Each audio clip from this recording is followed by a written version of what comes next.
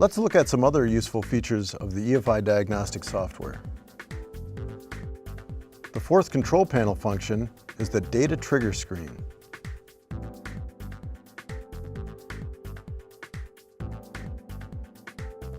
This data item shows the trigger setup for the throttle position sensor.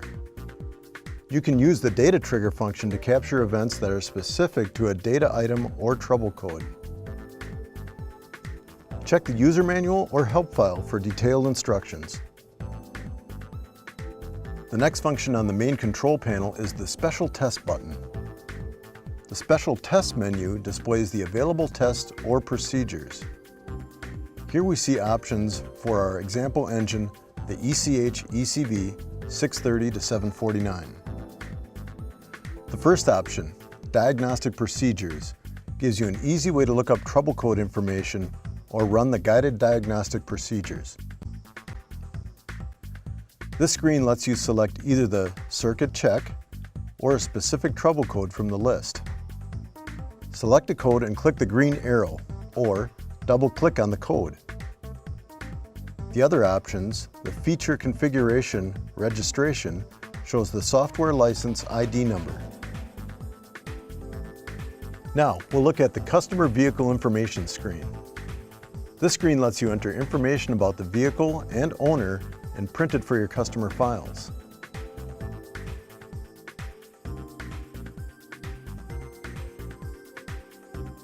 To capture the information, print the screen, otherwise the information will disappear. The next function is the System Configuration screen. The configuration screen is used to set the units of measure, workshop information, and communication port or COM port settings. Find more information on this in the user manual or help menu. Here's the print button to use when printing reports. This is the service manual icon. The service manual is a browser that gives you access to the appropriate Kohler factory service manuals. This is the Units Selection button. Use it to select your units of measure for engine temp and pressure.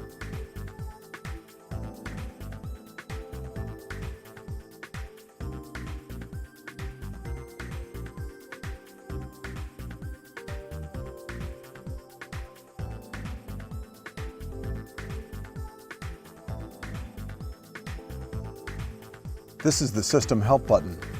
It contains the most complete and updated information on the EFI Diagnostic software.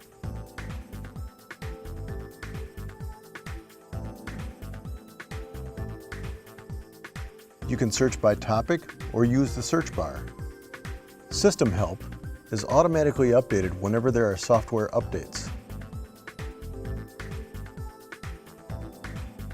The Engine Vehicle Selection button opens the list of engines you can diagnose with this software.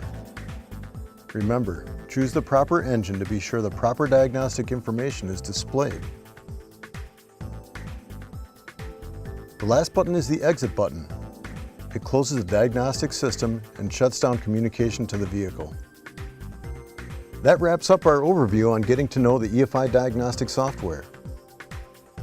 Check your user manual for more in-depth instructions.